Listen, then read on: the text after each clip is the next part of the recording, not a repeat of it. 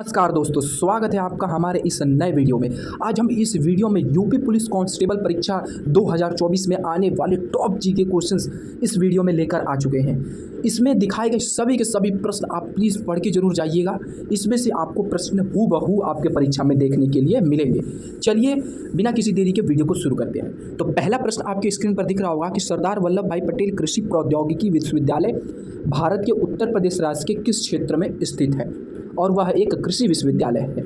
आपके पास चार ऑप्शन है, लखनऊ, पंतनगर, मेरठ, सहारनपुर। तो जो इसका राइट आंसर हो जाएगा वो हो जाएगा मेरठ। मेरठ में ही सरदार वल्लभ भाई पटेल कृषि प्रौद्योगिकी विश्वविद्यालय स्थित है। ठीक है, इस विश्वविद्यालय की स्थापना 2 अक्टूबर सन 2000 में की गई थी। कृषि विश्वविद्यालय अधिनियम 1998 के तहत की गई थी। ठीक है, चलिए बढ़ते हैं अगले प्रश्न की तरफ। तो हमारा अगला प्रश्न है, निम्नलिखित में से किस जिले को राष्ट्रीय राजधानी क्षेत्र यानी कि NCR नेशनल कैपिटल रीजन के 23वें जिले के रूप में शामिल किया गया है। आपके पास चार ऑप्शन है, शामली, अलीगढ़, आगरा, मथुरा। तो चलिए इसका राइट आंसर देखते हैं। तो इसका राइट आंसर हो जाएगा शामली। शामली को 23वें जिले के तौर पर NCR में शामिल किया गया है। ठीक है, चलिए बढ़ते हैं अगले प्रश्न की तरफ। तो अगला प्रश्न है, तमिलनाडु और श्रीलंका के मन्नार जिले के बीच मौजूद जल डमरू मध्य को क्या कहा जाता है। इसका कहने का मतलब है, यहाँ देखिए, यहाँ पर तमिलनाडु है और यहाँ पर श्रीलंका, इसके बीच जो जल मध्य है उसको क्या कहा जाता है, तो उसको पाक स्ट्रीट कहा जाता है, यानी कि पाक जल डमरू मध्य कहा जाता है। ठीक है, ये इसका राइट आंसर हो जाएगा। चलिए बढ़ते हैं अगले प्रश्न की तरफ। तो हमारा अगला प्रश्न है, राष्ट्रीय मानव अधिकार आयोग के अध्यक्ष या किसी अन्य अध्यक्ष को हटाने के लिए शक्ति किसके पास होती है। ठीक है, राष्ट्रीय मानव अधिकार के, तो इसके पास आपका चार ऑप्शन है, भारत का प्रधानमंत्री, भारत का मुख्य न्यायाधीश, भारत के राष्ट्रपति और केंद्रीय गृह मंत्री। तो चारों में से जो हमारा राइट आंसर हो जाएगा वो आप सोच रहे होंगे एकदम वही है आपका उत्तर, वो हो जाएगा भारत के राष्ट्रपति। भारत के राष्ट्रपति के पास ही राष्ट्रीय मानव अधिकार के अध्यक्ष को हटाने की शक्ति होती है। हटाने की प्रक्रिया वही है कि यदि वो अध्यक्ष व किसी दिवालिया हो जाए या किसी दूसरे संगठन में बहकावे में आकर अपना कार्य करने लगे तो उसको अपने पद से हटा दिया जाता है। ठीक है, बढ़ते हैं अगले प्रश्न की तरफ। तो हमारा अगला प्रश्न है, केंद्रीय सशस्त्र पुलिस बल CAPF में ITBP का पूर्ण रूप क्या है। आपने सुना होगा ITBP के जवान। तो ITBP मतलब यहाँ पर होता है इंडो तिब्बत बॉर्डर पुलिस। यह एक बॉर्डर से लगने वाली पुलिस का एक संगठन है। भारत तिब्बत सीमा पुलिस तिब्बत क्षेत्र के साथ अपनी सीमाओं पर तैनात भारत का एक सीमा गश्ती संगठन है। इसकी स्थापना 1962 में भारत चीन युद्ध के बाद की गई थी। ठीक है, यानी ITBP मतलब होता है इंडो तिब्बत बॉर्डर पुलिस। ठीक है, भारत चीन जब युद्ध हुआ था उसी समय इसकी स्थापना की गई थी 1962 में। बहुत ही इंपॉर्टेंट क्वेश्चन है, इस वीडियो में दिखाया गया सभी का सभी प्रश्न। चलिए बढ़ते हैं अगले प्रश्न की तरफ। तो हमारा अगला प्रश्न यहाँ पर, भारतीय संविधान में राज्य के नीति निर्देशक तत्वों की अवधारणा किस देश से ली गई है। ठीक है, तो आपके पास चार ऑप्शन है, जर्मनी, अमेरिका, जापान और आयरलैंड। तो इसमें आपको बताना है DPS में, यानी भारत के राज्य के नीति निर्देशक तत्व। तो जो इसका राइट आंसर हो जाएगा वो हो जाएगा आयरलैंड। आयरलैंड के संविधान से ही राज्य के नीति निर्देशक तत्वों की अवधारणा ली गई है। ठीक है, यहाँ पर इसका उद्देश्य क्या होता है कि सामाजिक और आर्थिक परिस्थितियों का निर्माण करना जिससे कि सामाजिक जीवन का व्यापन अच्छी तरह से हो सके। यही होता है हमारे DPSP का उद्देश्य। तो इसका राइट आंसर हो जाएगा आयरलैंड। बढ़ते हैं अगले प्रश्न की तरफ।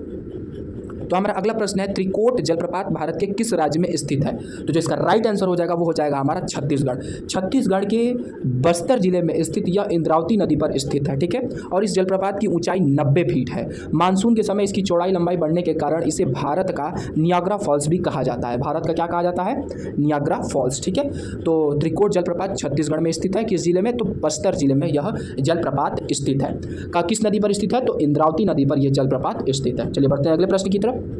तो हमारा अगला प्रश्न है, 9 दिसंबर 1946 को दिल्ली में संविधान सभा की पहली बैठक हुई। संविधान सभागृह में जिसे अब क्या कहा जाता है। देखिए, संविधान सभा की पहली बैठक 9 दिसंबर 1946 को हुई थी और उस समय उसको सभागृह कहा जाता था।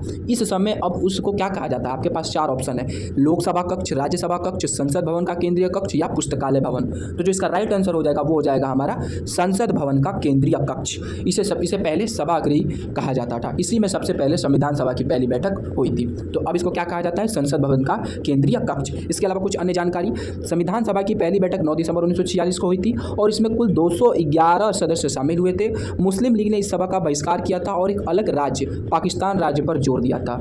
और इसके जो अस्थायी सदस्य थे वो थे सच्चिदानंद सिन्हा और जो इसके स्थायी सदस्य बने वो थे हमारे डॉक्टर राजेंद्र प्रसाद। तो ये भी क्वेश्चन आपके परीक्षा के पॉइंट ऑफ व्यू से बहुत ही इंपॉर्टेंट है। चलिए बढ़ते हैं अगले प्रश्न की तरफ। तो अगला प्रश्न यहाँ पर हमसे कह रहा है, बढ़ते हैं अगले प्रश्न की। तो अगला प्रश्न हमसे कह रहा है भगत सिंह और उनके मित्रों को किस मामले में गिरफ्तार किया गया था। ठीक है, तो आपके पास 4 ऑप्शन है, देख सकते हैं ऑप्शन सेंट्रल असेंबली बम कांड, डलहौजी बम कांड, अंग्रेजी अफसर जैक्सन को गोली मारना या क्वेस्ट एक्शन हाल में गोली चलाना। तो जो इसका राइट आंसर हो जाएगा वो हो जाएगा हमारा सेंट्रल असेंबली बम कांड। इस कांड की वजह से ही भगत सिंह और उसके मित्रों को गिरफ्तार किया गया था। देखिए यहाँ पर कुछ महत्वपूर्ण बातें भी लिखा है मैंने।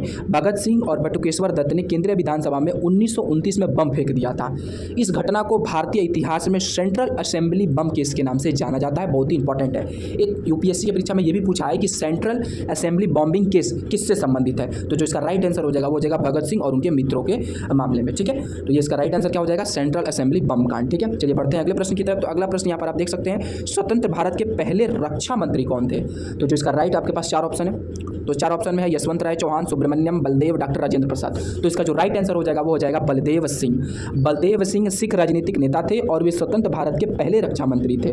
बलदेव सिंह दुनिया के पहले सिख रक्षा मंत्री बने। ठीक है, भारत पाकिस्तान जब युद्ध चल रहा था तो उस समय भी रक्षा मंत्री के पद पर भी बलदेव सिंह ही विराजमान थे। ठीक है, तो इसका जो राइट आंसर हो जाएगा वो हो जाएगा बलदेव सिंह। चलिए बढ़ते हैं अगले प्रश्न की तरफ। तो हमारा अगला प्रश्न है निम्नलिखित में से किसे भारत में सती प्रथा को समाप्त कर दिया। तो जो आपके पास 4 ऑप्शन है वालेस्की, डलहौजी, कर्जन, विलियम बेटिक। देखिए इसका जो राइट आंसर हो जाएगा वो हो जाएगा विलियम बेटिक। विलियम बेटिक द्वारा सती प्रथा को समाप्त कर दिया गया। अब आप सोच रहे होंगे ये सती प्रथा क्या है, तो मैं आपको बताता चलूँ। देखिए सती प्रथा एक हिंदू प्रथा है जिसमें विधवा महिला अपने स्वेच्छा यानी खुद की इच्छा से या बलपूर्वक उसको जबरदस्ती अपने मृत पति के चिता पर विसर्जित करना पड़ता था। ठीक है, इस प्रथा को 1829 में विलियम बेटिक द्वारा खत्म कर दिया गया। बहुत ही इंपॉर्टेंट क्वेश्चन है इस वीडियो में। तो सती प्रथा को किसने खत्म किया, विलियम बेटिक ने कब खत्म किया, 1829 में। ठीक है, चलिए बढ़ते हैं अगले प्रश्न की तरफ।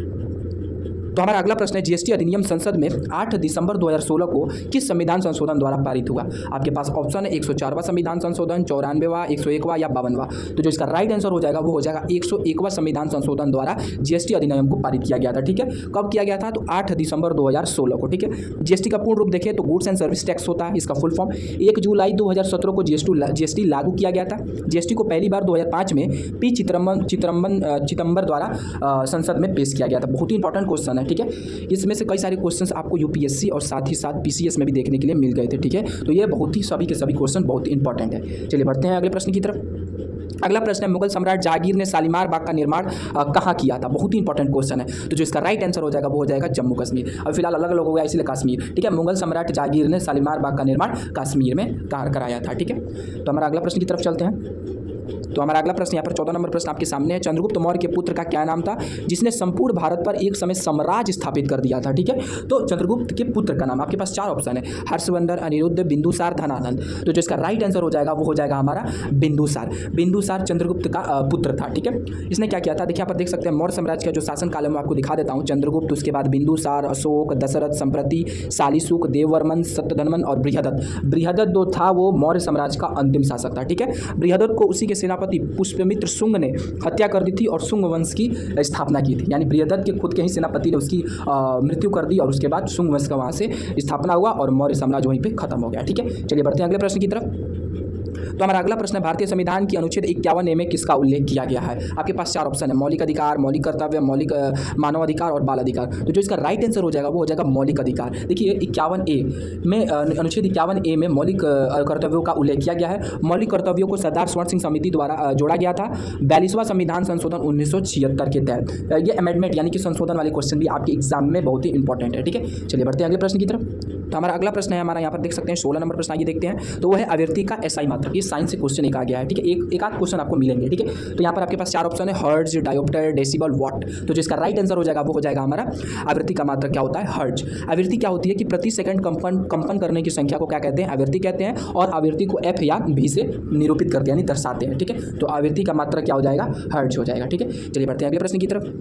तो हमारा अगला प्रश्न है पुष्यमित्र द्वारा मारे जाने वाला अंतिम मौर्य शासक कौन था। देखिए इसकी चर्चा मैंने अभी थोड़ी देर पहले की थी। अब ये क्वेश्चंस मैं आपको बताता चलूँ, ये आईएएस के पेपर में आया हुआ क्वेश्चन है, आ चुका है। ठीक है ना, बहुत ही इंपॉर्टेंट क्वेश्चन है। तो जिसका राइट आंसर होगा वो आप सबको तो पता ही हो गया होगा, बृहदत्त। बृहदत्त का जो सेनापति था वही था पुष्यमित्र, उसने ही इसकी हत्या कर दी। और वहाँ से किस वंश का शुरुआत हुआ, तो इसका कमेंट आप इसका जवाब हमको कमेंट में आप लोग दीजिए। ठीक है, चलिए बढ़ते हैं अगले प्रश्न की तरफ। तो अगला प्रश्न है हमारा, सत्य की खोज में सिद्धार्थ प्रस्थान को क्या कहा जाता है। देखिए जो हमारे थे बुद्ध थे, उन्होंने कई सारे मतलब कहीं अपना ज्ञान प्राप्ति किया, कहीं अपना मृत्यु दिए, कहीं से अपने घर छोड़ दिए, तो उसके अलग अलग शब्द बनाए गए हैं। पहला है धर्म चक्र परिवर्तन, महाभिनिष्क्रमण, निर्वाण और परिनिर्वाण। तो देखिए इसका जो राइट आंसर होगा, सत्य की खोज में जो सिद्धार्थ थे यानी जो बुद्ध देव थे वह घर से निकल चुके थे, तो उसको कहा जाता है धर्म चक्र परिवर्तन। ठीक है, यहाँ आप देख सकते हैं धर्म चक्र परिवर्तन। इसका अर्थ है कि 29 वर्ष की आयु में सिद्धार्थ अपने घर से जाने से, ठीक है, वह ज्ञान की प्राप्ति के लिए घर से निकल गए थे। इसके अलावा एक और दूसरा वर्ड यहाँ पर देख सकते हैं महाभिनिष्क्रमण। इसका अर्थ है कि सिद्धार्थ अपने ज्ञान की प्राप्ति के लिए बोध गया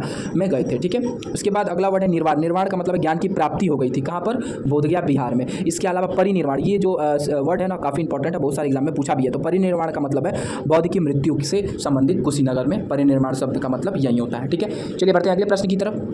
तो हमारा अगला प्रश्न यहाँ पर, निम्नलिखित में से किस वेद में जादू टोना तंत्र मंत्र के बारे में बताया गया है। तो जो इसका राइट आंसर होगा वो हो जाएगा सबसे नवीनतम वेद अथर्ववेद।